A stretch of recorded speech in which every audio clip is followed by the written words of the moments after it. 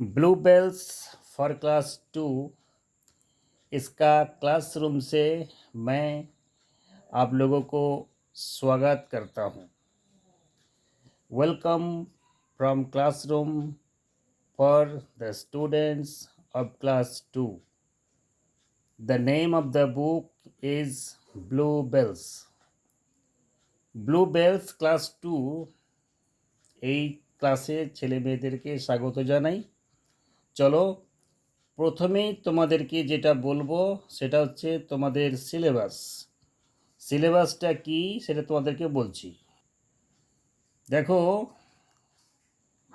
কি আছে, number 1 bye bye fly, number 2 Rani is special and number 3 হানি বিয়ার। তোমাদের যে 3টে টার্মিনাল এক্সাম হয় আমাদের এই বিদ্যালয়ে স্কুলে, তার ফার্স্ট টাर्म এই 3টে চ্যাপ্টারের উপর क्वेश्चन आंसर एग्ज़ाम में आसबे। ठीक है, आप लोगों को ये 3 चैप्टर पढ़ना है।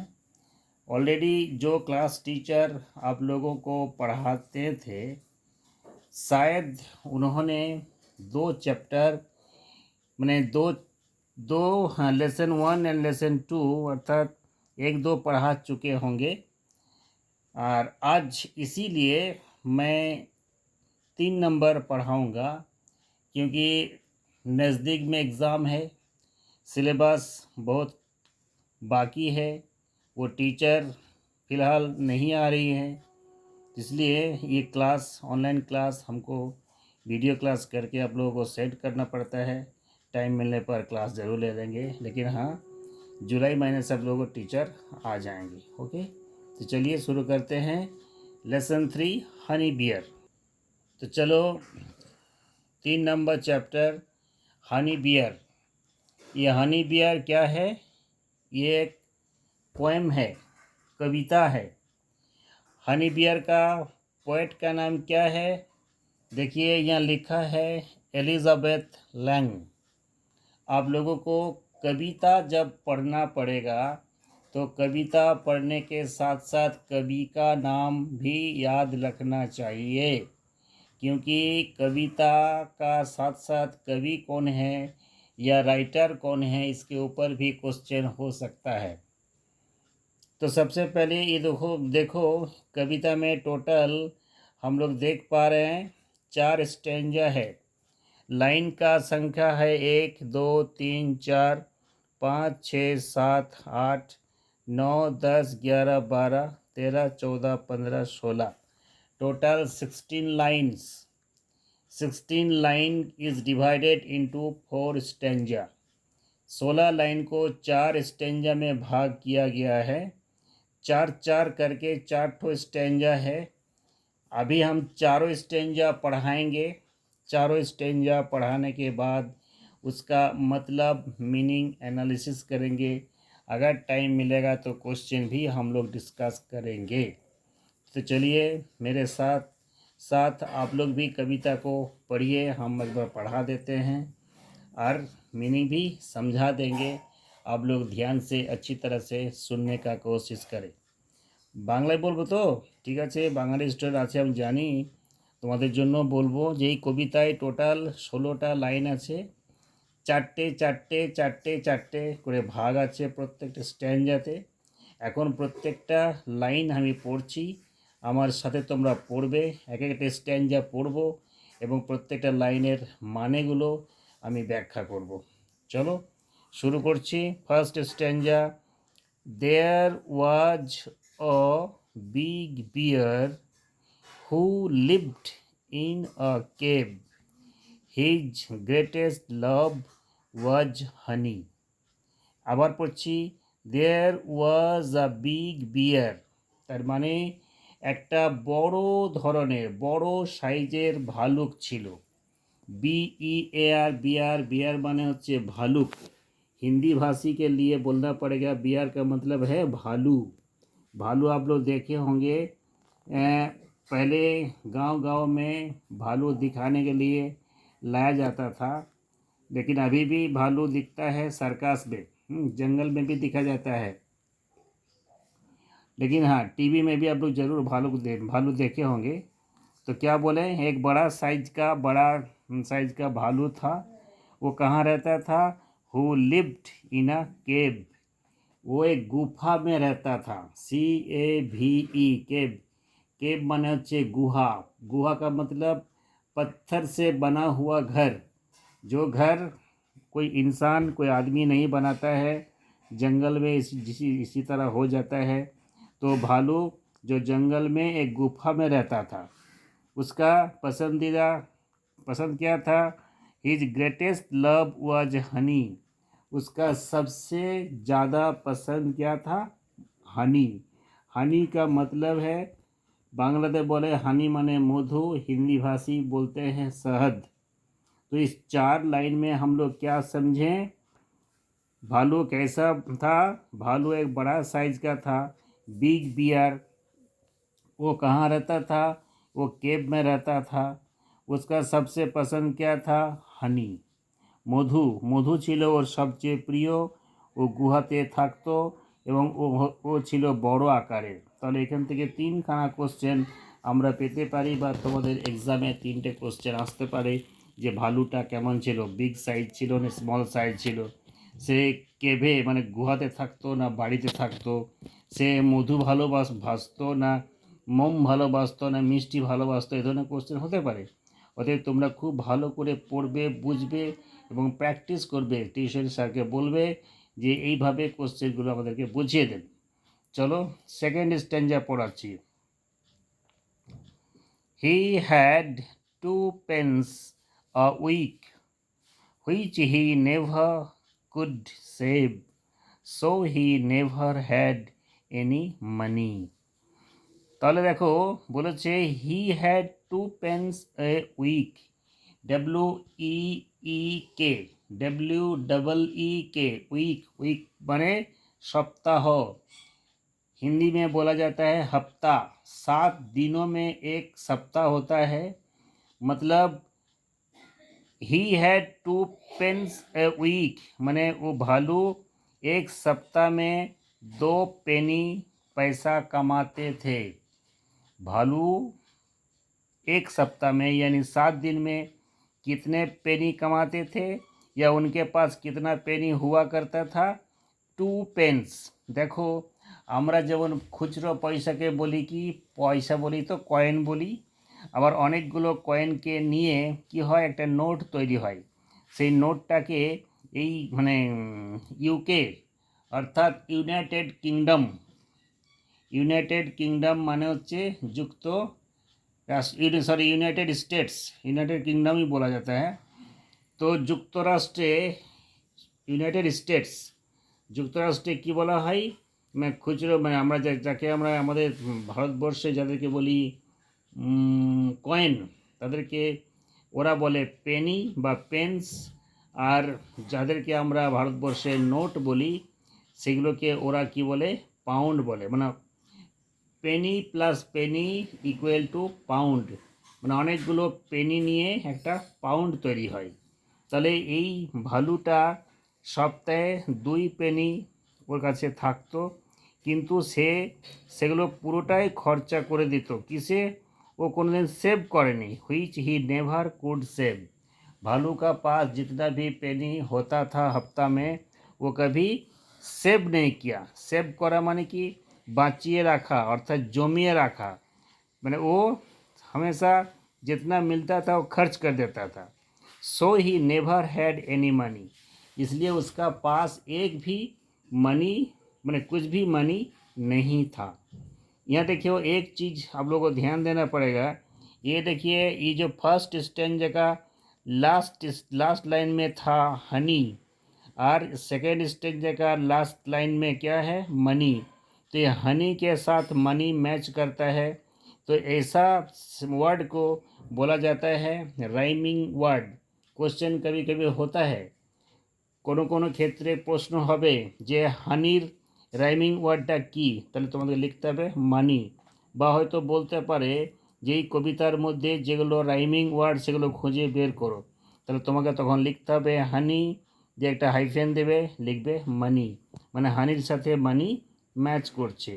ঠিক সেই রকমভাবে দেখো কেব, এ দেখো সেভ, তাহলে কেব এর রাইমিং ওয়ার্ডটা কি? সেভ। হানি, মানি, কেব, সেভ। ক্লিয়ার? এরপরে চলে আসছে আমরা থার্ড স্ট্যান্জা। কি আছে? I bought him monkey box, money box. I bought him a money box. ও যেহেতু সঞ্চয় করতে পারছিল না, তাই ওকে সঞ্চয় শেখানোর জন্য, সঞ্চয় করা শেখানোর জন্য আমি ওকে একটা বক্স কিনে দিলাম। এই আমিটাকে, আমিটা হচ্ছে এখানে কবি, কবির নাম কি? এলিজাবেথ ল্যাং, যেটা উপরে দেওয়া আছে। I bought him a money box, আমি তার জন্য একটা মানি বক্স কিনে এনেছিলাম। সেই মানি বক্সটার কালার কি? Red and round. কালারটা ছিল রেড এবং দেখতে কেমন ছিল? রাউন্ড, মানে গোল। তার মানে মাঙ্কিকে, বিয়ারকে একটা মানি বক্স এনে দেওয়া হয়েছিল। সেই মানি বক্সটা কালার হচ্ছে রেড এবং সেটা দেখতে কেমন ছিল? সাইজটা কেমন ছিল? রাউন্ড বা গোল। In which to put his money, সেই মানি বক্সের মধ্যে সে কিন্তু পয়সাগুলো অর্থাৎ পেনিগুলো রাখতে শুরু করলো। হি সেভড অ্যান্ড সেভড, সে সঞ্চয় করেই গেল till he got a pound, যতক্ষণ সেটা পাউন্ডে পরিণত না হলো। অর্থাৎ খুচরো পয়সা যখন অনেকগুলো জমানো হয়, 1 পয়সা 1 পয়সা 1 পয়সা করে যদি আমরা 100টা পয়সা করি, তাহলে যেমন 1 টাকা হয়। যেমন 1 টাকা কয়েন যদি আমরা 100টা করি, তাহলে যেমন 100 টাকার নোট হয়। ঠিক সেই রকমভাবে এই বিয়ার কী করলো? ওই পেনিগুলো জমা করতে লাগলো। কতদিন জমা করতে লাগলো? যতদিন না সেটা পাউন্ডে পরিণত হলো, ততদিন পর্যন্ত সে কিন্তু সঞ্চয় করে যেতেই লাগলো। এবং যখন পাউন্ড হয়ে গেল, দেন স্পেন্ড ইট অল অন হানি, তখন সে কী করলো? ওই সমস্ত পয়সাটা দিয়ে হানি কিনলো। হানি মানে কি? মধু বা শেহাদ। তাহলে পুরো কবিতাটাতে আমরা দেখলাম যে বিয়ার এবং হানি কি করে সঞ্চয় করতে হয় বা হানি কিভাবে কেনা যায়, সেটার উপরেই কিন্তু কবিতার মধ্যে আলোচনা করা হয়েছে। তাহলে এই কবিতার মধ্যে একটা শিক্ষা আমরা পাচ্ছি। সে শিক্ষাটা কি? যে আমরা যদি ভালো কিছু পেতে চাই বা ভালো কিছু করতে চাই, তাহলে অবশ্যই আমাদেরকে সঞ্চয় করতে হবে। अर्थात प्रत्येक इंसान को, प्रत्येक व्यक्ति को সঞ্চয়শীল होना पड़ेगा, মানে সঞ্চয় করা শিখতে হবে। জীবনে যদি কিছু পেতে চাই, কিছু হাসিল করতে চাই, তাহলে সঞ্চয় করতে হবে। আর সঞ্চয় করতে গেলে আমাদেরকে পরিশ্রম করতে হবে, কাজ করতে হবে, পড়াশোনা করে যেতে হবে, তাহলেই আমরা কিছু সঞ্চয় করতে পারবো।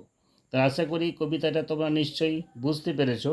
এখন চলো 25 পেজে যে 5টা প্রশ্ন দেওয়া আছে, কোশ্চেন দেওয়া আছে, কোশ্চেন নাম্বার এ, সেই কোশ্চেনের আনসারগুলো আমি তোমাদেরকে অ্যানালিসিস করে বুঝিয়ে বলে দিই, তাতে তোমাদের সুবিধা হবে। দেখো লেখা আছে এ নাম্বারে, আনসার দ্য ফলোয়িং কোশ্চেন্স, মানে নিচে যে প্রশ্নগুলো আছে 1, 2, 3, 4 and 5, এই প্রশ্নগুলোর উত্তর তোমাদেরকে লিখতে হবে। নাম্বার 1-এ কী দেওয়া আছে? What could the bear never save, what could the bear never save, তার মানে হচ্ছে ভালুকটা, ভালু ভালু what could the bear never save, भालू कभी क्या सेव नहीं किया था, या कभी क्या सेव नहीं कर सका, ভালুকটা কোনোদিন কি সেভ করতে পারেনি। তাহলে আমরা কবিতার মধ্যে পড়লাম যে ভালুকটা কখনোই তার পেনিকে সেভ করতে পারেনি। তাহলে অ্যান্সারটা হবে কি? পেনি। পেনি স্পেলিং কি? কিন্তু কবিতার মধ্যে কি দেওয়া আছে? Pence, PENCE। তাহলে তোমরা আনসারটা কীভাবে শুরু করবে? এই যে লেখা আছে দ্য বিয়ার নেভার সেভ, তো তা লিখবে the bear never could save, তারপরে হবে গা পেন্স। তা চলো আমি লিখে দেখাই। এই কোশ্চেনের মধ্যেই কিন্তু লাইন নিয়ে তোমরা অ্যান্সার লিখবে। দ্য বিয়ার देखो THE द বিয়ার BEAR বিয়ার, তারপরে চলে আসবে could COULD could, never NEVER নেভারটা আগেও লেখা যেত, দ্য বিয়ার নেভার কুড। তারপরে হবে গা সেভ SAVE, তারপরে বসবে पेंस PENCE। क्लियर? तो देखो इसी तरह सब क्वेश्चन के आंसर लिखना पड़ेगा। हम जस्ट आंसर आप लोगों को बता देते हैं, প্রত্যেকটা উত্তর আমি বলে দিচ্ছি, তোমরা কিন্তু এইভাবে লিখবে। হ্যাঁ, আমি কিন্তু একটা লিখে দেখালাম। What did the bear love the most, বিয়ারটা সবচেয়ে কি ভালোবাসতো। তাহলে আমরা কবিতাটা পড়ে বুঝেছি যে বিয়ার সবচেয়ে বেশি ভালোবাসতো কি, হানি, শহদ, মধু। তাহলে কী লিখবে, the bear loved the most, তারপরে কী হবে আনসারটা honey. Number 3, write all the rhyming words from the poem, কবিতার মধ্যে রাইমিং ওয়ার্ডগুলো কি কি লেখো। আমি আগেই বললাম राइमिंग वर्ड माने होगा हानिर साथे मनी, केब्स केब के साथ हो जाएगा सेब, तो लिखना पड़ेगा। मान लो एक लिखा देते हैं HONEY हनी, हाइफेन देके कर दिए मनी MONEY। इसी तरह होगा मान लो केब CAVE, इसका राइमिंग वर्ड होगा सेब SAVE। इस तरह और अगर राइमिंग वर्ड जो मैचिंग वर्ड है तब लोग लिख लीजिएगा। ओके, नंबर 4 में आते हैं। What did the bear spend all the money on, bear सारा पैसा किस में खर्च कर दिया। हम लोग लास्ट तक पढ़ के देखे हैं, जे बियर के पास जब पाउंड इकट्ठा हो गया तो सारा पाउंड क्या किया, हनी खरीदने में खर्च कर दिया। तो लिखेंगे the bear spent all his money on Honey.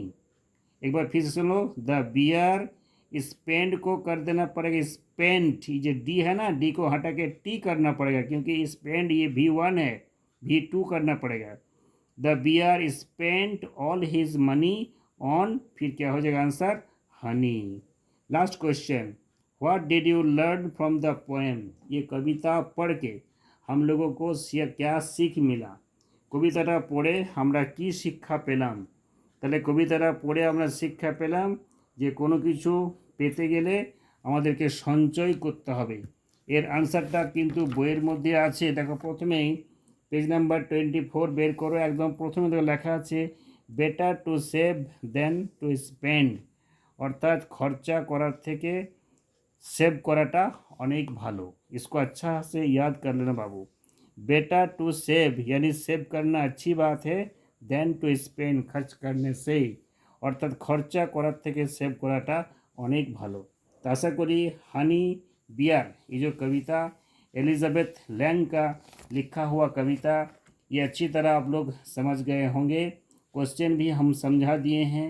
ये सब क्वेश्चन के आंसर कॉपी में आप लोग लिख लीजिएगा, फिर बार बार अगेन एंड अगेन प्रैक्टिस कीजिएगा, देखिएगा सब कुछ इजीली आप लोगों को समझ में आ जाएगा। नेक्स्ट जो क्वेश्चन बची हुई है वो नेक्स्ट क्वेश्चन में है, ये सब सारा क्वेश्चन का आंसर हम नेक्स्ट वीडियो में क्लियर कर देंगे, ताकि एग्ज़ाम के समय आप लोगों को कोई भी दिक्कत प्रॉब्लम समस्या ना हो।